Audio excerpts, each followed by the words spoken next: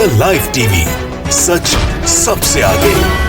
नमस्कार, मैं हूं Iqbal Parvez. The live TV में आपका स्वागत है। साथियों, भारतीय जनता पार्टी की सरकार हो या नरेंद्र मोदी हो, किस कदर झूठ बोलते हैं ये हर कोई जानता है। चाहे वो भक्त हो, अंधभक्त हो, विपक्ष हो या देश का आम नागरिक हो। वो अलग बात है कि अंधभक्त या भक्त उसको कबूल नहीं करते या लोगों के सामने बोलते नहीं हैं, लेकिन मानते और जानते वो भी हैं कि नरेंद्र मोदी सिर्फ और सिर्फ झूठ बोलते हैं। साथियों, अब इसी झूठ को लेकर सुप्रीम कोर्ट के जज ने जनता से अपील की है कि सरकार के झूठ का पर्दाफाश करें। बुद्धिजीवियों से उन्होंने अपील की है। जी हाँ, सुप्रीम कोर्ट के वरिष्ठ जज हैं जस्टिस चंद्रचूड़, उन्होंने बुद्धिजीवियों से अपील की है और सरकार के झूठ का पर्दाफाश करें। ये आप लोगों की जिम्मेदारी है, इस देश के नागरिकों से उन्हें अपील की। और साथ में एक बात उन्होंने और भी कही है साथियों, ये जो फेक न्यूज़ जो फैलाया जाता है सरकार की नाकामी को छुपाने के लिए या नफरत बांटने के लिए या युवाओं को दंगाई बनाने के लिए, इस फेक न्यूज़ पर भी उन्होंने टिप्पणी की और ये कहा कि ये जो फेक न्यूज़ है वो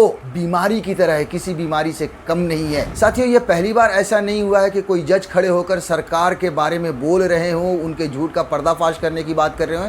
इससे पहले भी, जी हाँ, इससे पहले भी सुप्रीम कोर्ट के जज, यहाँ तक कि भारतीय जनता पार्टी के कई नेताओं ने भी बीजेपी के झूठ का पर्दाफाश किया है और यहाँ तक उन्होंने कहा है कि देश का लोकतंत्र खतरे में है। जी हाँ, ये बात हकीकत है। 2014 के बाद ये हवा उड़ाई गई नरेंद्र मोदी की सरकार की तरफ से, लोगों को डराया गया कि देश का हिंदू खतरे में है, हिंदू धर्म खतरे में है, लेकिन हकीकत बात यह है कि देश का लोकतंत्र खतरे में है। वो लोकतंत्र के बारे में हम आगे आपको बताएंगे कि कौन कौन से जज ने कब कहा है, लेकिन सबसे पहले जस्टिस चंद्रचूड़ की हम बात कर लेते हैं, जो बुद्धिजीवियों से कह रहे हैं कि आप सरकार के झूठ की पोल खोलिए। देखिए, ये खबर छपी है। सबसे पहले हेडलाइन लिखा है, जस्टिस चंद्रचूड़ ने बुद्धिजीवियों से की अपील, कहा सरकार के झूठ का पर्दाफाश करें, ये आप लोगों की जिम्मेदारी है।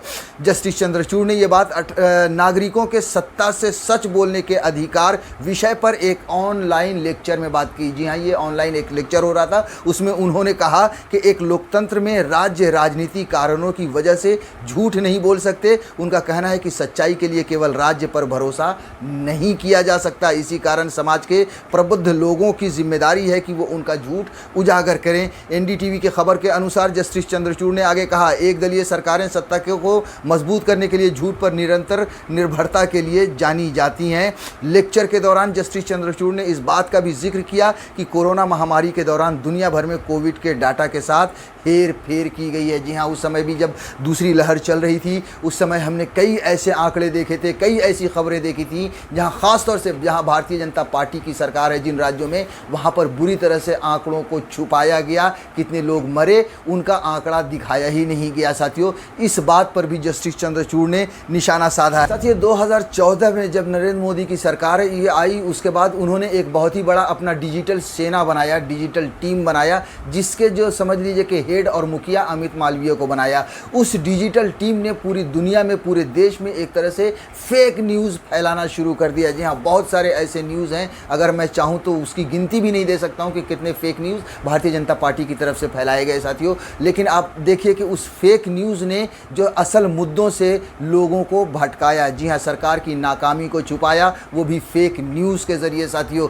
उसके बाद देश में दंगाई लोगों को बनाया, फेक न्यूज़ करके मुसलमानों के ख़िलाफ़, इस्लाम के ख़िलाफ़ गलत चीज़ें जो है सो सोशल मीडिया पर भेजी गई, उसको फॉरवर्ड किए गए। साथियों, और इस तरह से इस पर भी जो है जस्टिस चंद्रचूड़ ने आपत्ति जताई है और उन्होंने कहा है कि जस्टिस चंद्रचूड़ ने लेक्चर के दौरान ये भी कहा कि आजकल फेक न्यूज़ का चलन बढ़ता ही जा रहा है। उन्होंने ट्विटर जैसे सोशल मीडिया पर झूठ का बोलबाला है, सच्चाई के बारे में लोगों का चिंतित न होना सत्य के बाद की दुनिया में एक और घटना है। यानी उन्होंने एक तरह से आप ये समझ लीजिए कि ये जो फेक न्यूज़ का जो चलन शुरू किया नरेंद्र मोदी की सरकार ने, उसको एक बीमारी की तरह जस्टिस चंद्रचूड़ ने बताया है। साथियों, नरेंद्र मोदी की जब से सरकार आई है तब से इन्होंने जो सरकारी संस्थानें थीं उन पर भी एक एक कर किसी तरह से कब्जा जमाया है, कब्जा जमाने की कोशिश की है, उसको अपने हाथों में लेने की कोशिश की है। कई बार ये बात सामने आई और ये प्रूव भी होता रहा है। जैसे आप देख लीजिए, ईडी हो या सीबीआई हो या इस तरह की चीज़ें हो, ये सरकार के काम ही आती हैं। अब आप देख लीजिए कि कहीं अगर चुनाव होना है, जो मोदी के विरोधी हैं उन पर ठीक चुनाव के समय विरोधी दलों के नेताओं पर पर छापे पड़ने शुरू हो जाते हैं। तो ये लगातार ये बातें सामने आती रही हैं। लोकतंत्र पूरी तरह से खतरे में पड़ गया है। ये बात सुप्रीम कोर्ट के जजों ने भी आकर कहा है। जी हाँ, 2018 की आपको खबर बता देते हैं। 12 जनवरी जब सुप्रीम कोर्ट के 4 जज, इतिहास में ऐसा पहली बार हुआ है कि किसी देश में सुप्रीम कोर्ट के 4 जज आकर ये कह रहे हो कि लोकतंत्र खतरे में है। वो खबर इतिहास में लिखी गई थी। 12 जनवरी 2018 की खबर है। ये तारीख इतिहास में याद की जाएगी। ऐसा पहली बार हुआ कि सुप्रीम कोर्ट के मौजूदा जजों ने देश की मीडिया को संबोधित किया। सुप्रीम कोर्ट के justice Chelameswar, justice Ranjan Gogoi, justice Madan Lokur और जस्टिस कुरियन जोसेफ इसमें शामिल थे। साथियों, इन्होंने 4-5 जो मुद्दे रखे थे, जो भी वो मैं आपको एक एक करके थोड़ा थोड़ा बता देता हूं। जैसे एक पहला मुद्दा था, कभी कभी होता है कि देश के सुप्रीम कोर्ट की व्यवस्था भी बदलती है। सुप्रीम कोर्ट का प्रशासन ठीक तरीके से काम नहीं कर रहा है। अगर ऐसा चलता रहा तो लोकतांत्रिक परिस्थिति ठीक नहीं रहेगी। जी हाँ, इन्होंने समझ लीजिए कि सुप्रीम कोर्ट के काम में भी दखल देना शुरू कर दिया था। उसमें भी इस वजह से ये लोग सब सामने आए। नंबर 2, हमने इस मुद्दे पर चीफ जस्टिस से बात की लेकिन उन्होंने हमारी बात नहीं सुनी। नंबर 3, अगर हमने देश के सामने ये बात नहीं रखी और हम नहीं बोले तो लोकतंत्र खत्म हो जाएगा। हमने चीफ जस्टिस से अनियमितताओं पर बात की है। मतलब साफ साफ ये कह रहे हैं कि अगर नहीं बात कही, हमने लोगों को नहीं बताया, तो एक दिन ऐसा आएगा जब देश का लोकतंत्र खत्म हो जाएगा। 4 महीने पहले हम सभी 4 जजों ने चीफ जस्टिस को एक पत्र लिखा था जो कि प्रशासन के बारे में थे। हमने कुछ मुद्दे उठाए थे। नंबर 5, चीफ जस्टिस पर देश को फैसला करना चाहिए, हम बस देश का कर्ज अदा कर रहे हैं। नंबर 6, जजों ने कहा कि हम नहीं चाहते कि हम पर कोई आरोप लगाए। नंबर 7, प्रेस कॉन्फ्रेंस के दौरान जज ने कहा कि एक मामले को लेकर सुप्रीम कोर्ट में काम करने के लिए कई जजों का एक मत था लेकिन उस काम को दूसरे ढंग से किया गया। मतलब आप देखिए क्या कह रहे हैं, कई जजों का एक मत था एक फैसले को लेकर, मगर कहीं ना कहीं सरकार की दखल अंदाजी थी। उसके बाद देखिए, यही पहली बार है कि सुप्रीम कोर्ट के मौजूदा जज प्रेस कॉन्फ्रेंस की हो।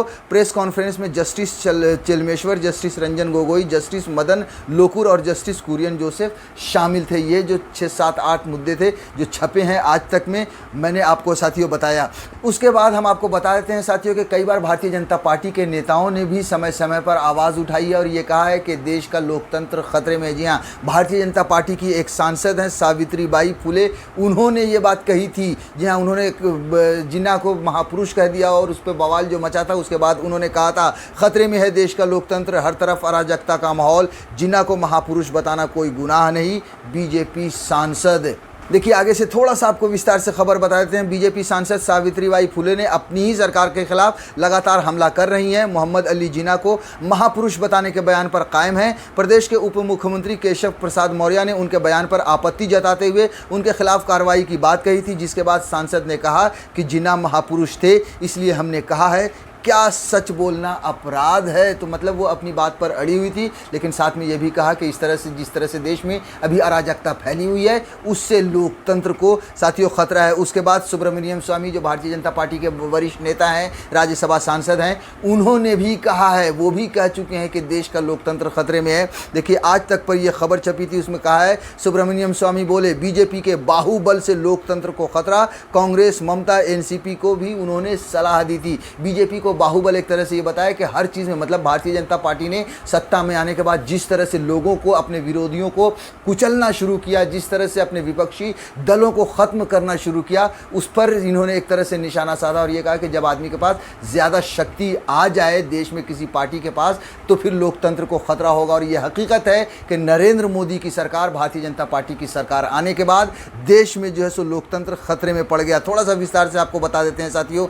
इसमें लिखा है कि भारतीय जनता पार्टी के वरिष्ठ नेता सुब्रमण्यम स्वामी ने अपनी ही पार्टी पर सवाल उठाए हैं। स्वामी ने ट्वीट पर लिखा, गोवा और कश्मीर को देखने के बाद मुझे लगता है कि अगर हम एक ही पार्टी के रूप में बीजेपी के साथ रह गए तो देश का लोकतंत्र कमजोर हो जाएगा। कांग्रेस, तृणमूल और राष्ट्रवादी कांग्रेस पार्टी को सलाह देते हुए सुब्रमण्यम स्वामी ने कहा, विपक्ष इटालियंस और संतान को पार्टी से हटने के लिए कहें। ममता इसके बाद एकजुट कांग्रेस की अध्यक्ष बने। एनसीपी को भी कांग्रेस में विलय करना चाहिए। तो इस तरह से उन्होंने एक तरह से जो विपक्षी दल है उनको सलाह भी दी थी, और इसलिए दी थी क्योंकि वो ये देख रहे हैं कि नरेंद्र मोदी की सरकार में, नरेंद्र मोदी के राज में देश का लोकतंत्र कहीं ना कहीं खतरे में पड़ गया है। द लाइव टीवी, सच सबसे आगे।